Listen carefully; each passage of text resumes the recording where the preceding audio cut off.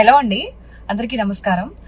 నేను ఈరోజు ఒక విషయం మాట్లాడాలని మీ ముందుకు వచ్చానండి. అది ఏంటి అంటే, సింహాచలంలో మొన్న జరిగినటువంటి ఒక ఇష్యూ గురించి కొంతమంది భక్తులు ఏదైతే గోడ పడిపోయి కొంతమంది చనిపోయారు కదా, సో ఆ విషయం గురించి మాట్లాడడం కోసం ఈ చిన్న వీడియో అనమాట. దీని గురించి మన ఎదుగురు సందేంటి జగన్మోహన్ గారు స్పందించడం జరిగింది. సో జగన్మోహన్ గారికి ఒక విషయం చెప్పాలనుకుంటున్నాను. జగన్మోహన్ రెడ్డి గారు, మీరు గత ముఖ్యమంత్రిగా ఉన్నప్పుడు చాలా మంది చనిపోయారు, చాలా మంది ఇబ్బందులు పడ్డారు, చాలా మంది మృత్యువాత పడ్డారు. ఆ విషయం మీకు తెలుసు, మీ మనస్సాక్షికి కూడా తెలుసు.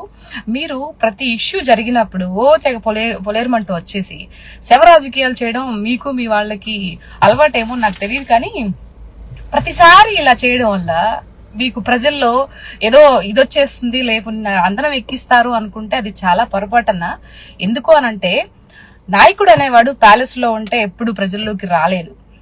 ఓకే, ప్రజల్లోకి వచ్చి గెలిచినా గెలవకపోయినా ప్రజల్లో ఉండి ప్రజల్లో వాళ్ళు ఏంటి అనేది కనుక్కుంటూ ఉంటే గెలుస్తారు.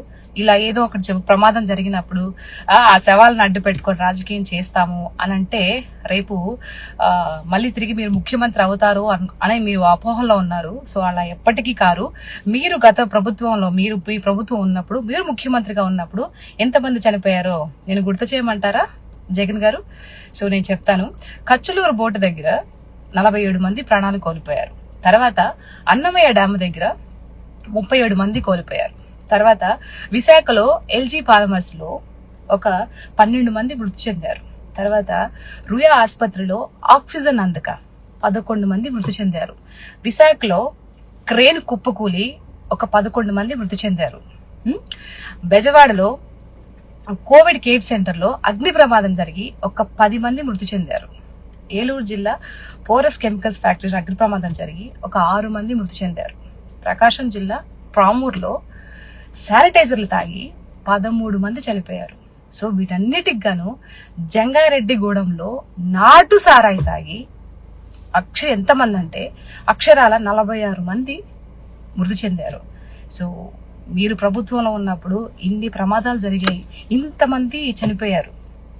సో మీరు దానికి అప్పుడు ఏం సమాధానం చెప్పారు జగన్మోహన్ గారు? సో నాకైతే అర్థం కావట్లేదు. ఇలా చేయకండి జగన్ అన్న గారు. ఎందుకంటే మీకు ఏదో ప్రజల్లోకి రావాలి, మళ్ళీ ముఖ్యమంత్రి అవ్వాలి, ఇది చేయాలి అని చిత్తశుద్ధి కన్నా ఎక్కడెక్కడ ప్రమాదాలు జరిగితే ఎక్కడెక్కడ ఉండే, ఇప్పుడు ఏదైతే అధికార పక్షంలో ఉండే వాళ్ళని విమర్శించవచ్చో, లేకపోతే వాళ్ళ మీద బురద చల్లొచ్చో అని ఈ యొక్క ఆతృత ఎక్కువగా ఉన్నట్టు అనిపిస్తుంది మాకు. నాకే కాదు, యావత్ ఆంధ్రప్రదేశ్ ప్రజలకు కూడా అలాగే అనిపిస్తుంది అనమాట. సో అలా వద్దు. కాబట్టి ఇప్పటికైనా ఇలాంటి యొక్క ధోరణిని మీరు పక్కన పెట్టేసి, నిజంగా మీకు చిత్తశుద్ధి ఉంటే, ప్రజల మీద ఒక ప్రేమ, ఆప్యాయత, అనురాగాలు, ప్రజలకు సేవ చేయాలని ఒక అంకిత భావం మీలో ఉంటే వేరే రూట్ మార్చండి. ప్రతిదానికి ఇలా చేస్తే అది కరెక్ట్ కాదన్నా. సో ప్రభుత్వం ఎంతో మంచి మంచి ఫ్యాక్టరీస్ తీసుకొచ్చింది, మంచి కంపెనీస్ తీసుకొచ్చింది, ఎంతో మందికి ఉపాధి కల్పిస్తుంది. సో పెన్షన్స్ ఇస్తున్నారు. సో మీరు అనుకునేవన్నీ ఏదైతే సూపర్ 6 పథకాలు అవి ఒక్కోటి అమలు చేసుకుంటూ పోతున్నారు. సో ఎంతో ప్రగతి పదంగా ముందుకెళ్తుంది మన ఆంధ్రప్రదేశ్ ప్రభుత్వం, రాష్ట్ర పనితీరు అయితే. సో దాని మీద మీరు బురద చల్లే ప్రయత్నం చేయకండి. ఇలాంటి శవ రాజకీయాలు అస్సలు చేయకండి అని చెప్పేసి నేను ఎందుకో నాకు మాట్లాడాలనిపించింది కాబట్టి ఈ వీడియో చేస్తున్నాను. సో ఈ విషయంలో, చనిపోయిన వాళ్ళ విషయంలో ఏదన్నా తప్పు మాట్లాడుంటే క్షమించండి. ఎందుకు అంటే నేను ఇందాకే వీడియో చూశాను మీరు మాట్లాడింది. సో నేను వెంటనే నాకు అవి గుర్తొచ్చి కొంచెం చూసి చదివాను, ఏమనుకోమాకండి. ఎందుకంటే తప్పు చదవకూడదు కదా, కాబట్టి అదనమాట.